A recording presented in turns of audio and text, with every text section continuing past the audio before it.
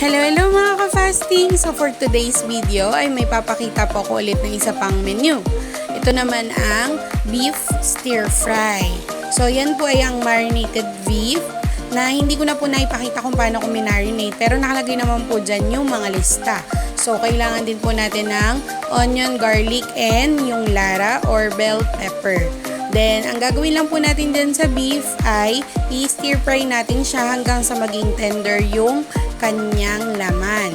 So, yung pong beef na binili namin dyan is medyo namali po ata kami ng bili dahil marami siyang litid. So, nung naluto is medyo halo yung lambot and tigas. Pero, yung process po talaga na ginagawa natin dyan is yung process din na dapat ginagawa talaga sa beef. So, ang gagawin is yung i-marinate yan, medyo nagtutubig siya. So, ang gagawin natin dyan is tutuyuin natin siya. Yan. Then, pwede nating lagyan pa ng another water para naman po mas mahaba yung process niya ng boiling and then mas lalambot po and magiging tender yung ating meat.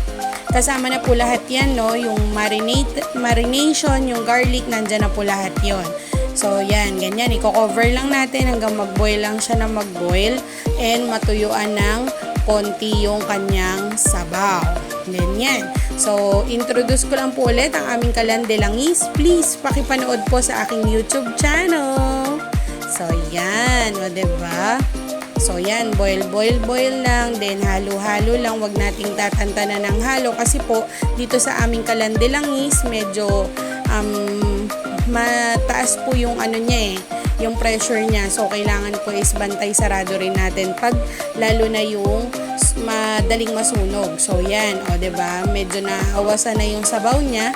So, ganyan po yung habol natin. Then, naglagay po ako ng konting mantika kasi magpa-fry pa po tayo ng ating onion and garlic. So, yung mga natin, yung mga recado. So, yan.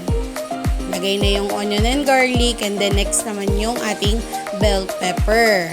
So, yan. Dyan na lang din po in the same pan para hindi na masayang yung ating sauce. So, yan. Ganyan lang. Then, fry lang ng konti and then halo-halo na lang lahat ng ingredients. So, easy lang siya, 'di ba?